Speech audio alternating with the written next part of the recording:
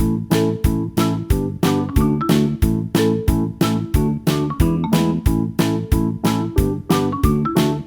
बच्चों, कैसे हैं आप सभी। मैं आशा करती हूँ आप सभी लोग प्रसन्न और स्वस्थ होंगे। आज हम हमारा पाठ मुफ्त ही मुफ्त को पढ़ेंगे और समझेंगे। आइए शुरू करते हैं इस पाठ को। यह है पाठ 19, मुफ्त ही मुफ्त यानी फ्री ही फ्री। एक दिन भिखू भाई का मन नारियल खाने के लिए हुआ। मतलब वो चाह रहे थे कि मैं नारियल खाऊं। ताजा मुलायम कसा हुआ शक्कर के साथ में। उसके बारे में सोचते ही भिखू भाई अपने होठों से चटकारा मारने लगे। वाह, क्या मीठा मीठा सा स्वाद होगा उस नारियल का। लेकिन एक छोटी सी परेशानी थी, समस्या यानी परेशानी। घर में तो एक भी नारियल नहीं रखा था। ओह, अब मुझे बाजार जाना पड़ेगा। उन्होंने अपनी पत्नी लाबूबेन से ये बात कही। लाबूबेन अपने कंधे उठाकर बोली, खाना है तो जाना है। एक समस्या और भी थी। भिखूबाई ने कहा, पैसे भी खर्च करने पड़ेंगे। लाबूबेन बोली, हाँ, पैसे तो खर्च करने ही पड़ेंगे। अब तक तो तुम्हें पता लग गया होगा कि भिखूबाई जरा कंजूस व्यक्ति थे। कैसे व्यक्ति थे वो? कंजूस व्यक्ति थे। वो सीधे खेत में बूढ़े बरगद के नीचे जाकर बैठ गए और सोचने लगे कि अब मैं क्या करूं। मगर नारियल खाने के लिए ऐसा जी लपलपा रहा था, ललचा रहा था कि वो जल्दी ही वापस लौटकर लाबूबेन से बोले, अच्छा, मैं बाजार तक होकर आता हूं। पता तो चले कि नारियल आजकल कितने में बिक रहा है, यानी नारियल की रेट क्या है। जूते पहनकर, छड़े उठाकर भिखू भाई नारियल के लिए निकल पड़े। बाजार में लोग अपने अपने कामों में बिजी थे। भिखू भाई ने इधर उधर देखा, उधार कुछ उठाया और दाम पूछा।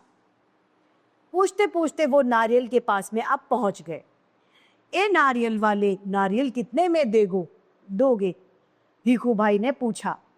नारियल वाले ने कहा, बस 2 रुपए में काका। यानी 2 रुपए का वो नारियल दे रहा था। बस 2 रुपए? भिखू भाई ने आंख फैलाकर कहा, बहुत ज्यादा है, 1 रुपए में दे दो। यानी अब वो उनसे मोल भाव करने लग गया। नारियल वाले ने कहा, ना जी ना, 2 रुपए सही दाम है, ले लो यार, छोड़ दो। यदि आपको लेना है तो आप 2 रुपए में ले लीजिए, वरना आप नारियल को रहने दीजिए। ठीक है। भिखू भाई बड़बड़ाने लगे, अपने मन में कुछ बोलने लग गए। ठीक है, अच्छा तो बताओ 1 रुपए में कहाँ मिलेगा? भिखू भाई उस नारियल वाले से पूछते। नारियल वाला कहता है, यहाँ से थोड़ी दूर पर मंडी है, शायद वहां पर तुम्हें 1 रुपए में नारियल मिल जाएगा। भिखू भाई अब मंडी की तरफ चल पड़े। चलो देख लेते हैं, वो अपने आप से कहते हैं। टहलने का एक मौका है और 1 रुपए भर की भी बचत हो जाएगी। खुशी से घुराते हुए, यानी खुशी से बेचैन होकर भिखू भाई ने अपनी छड़ी को जमीन पर थपथपाया, खुश होते हुए। मंडी में कोलाहल फैला हुआ था, शोर हो रहा था। व्यापारियों की ऊंची ऊंची आवाजें गूंज रही थी, सुनाई दे रही थी। बटाटा आलू, कांदा प्याज, गाजर, गोभी बंद गोभी, सभी अपनी अपनी सब्जियों की आवाज लगा रहे थे। माथे का पसीना पहुंचकर भिखू भाई इधर उधर देखने लगे। नारियल वाले को देखकर पूछा, अरे भाई, 1 नारियल कितने में दोगे? सिर्फ 1 रुपए में काका, नारियल वाले ने जवाब दिया। जो चाहे ले लो। शूच है भाई, भिखू भाई ने कहा। क्या? मैं इतनी दूर से आया हूं और तुम पूरा 1 रुपया मांग रहे हो? 50 पैसे काफी है। मैं इस नारियल को ले लेता हूं और तुम यह ले लो, पकड़ो 50 पैसे। अब वो क्या मोल लगाता है? 50 पैसे 1 नारियल का। ऊंट वाले ने सोचा, चलो मदद कर देता हूं, मेरा क्या जाता है। ऊंट की पीठ पर खड़े होकर उसने भिखू के पैरों को पकड़ लिया, ठीक उसी समय ऊंट को हरे हरे पत्ते नजर आने लगे। पत्ते खाने के लालच में ऊंट के गर्दन अपनी झुका ली, अपनी जगह से हट गया। बस वह आदमी ऊंट की पीठ से फिसल गया।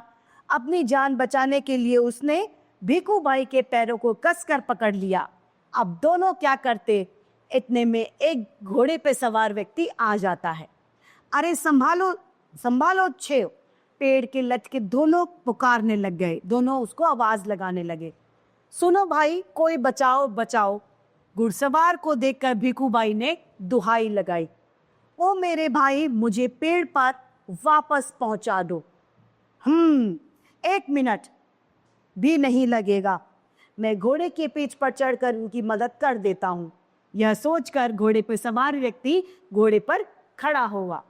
लेकिन कौन कहता है कि घोड़ा ऊंट से बेहतर है।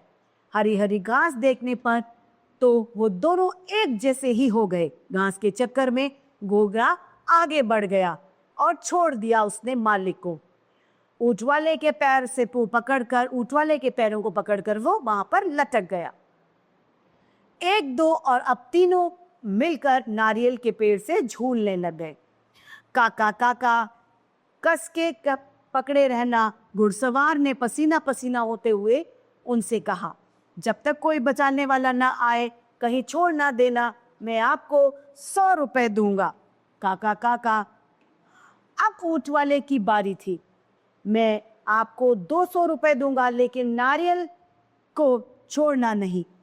100 और 200, बाप रे बाप, 300 रुपए। भीखू का सिर चकरा गया। इतना सारा पैसा।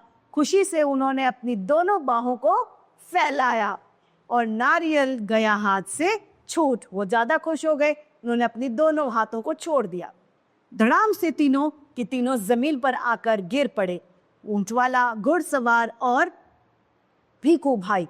भीखू भाई अपने आप को संभाल ही रहे थे कि एक बड़ा नारियल उनके सिर पर आकर फूटा, बिल्कुल फ्री का। उनको चोट लग गई, बिल्कुल फ्री में। तो इस तरीके से हमारा ये पाठ समाप्त होता है। हमें कभी भी लालच नहीं करना चाहिए।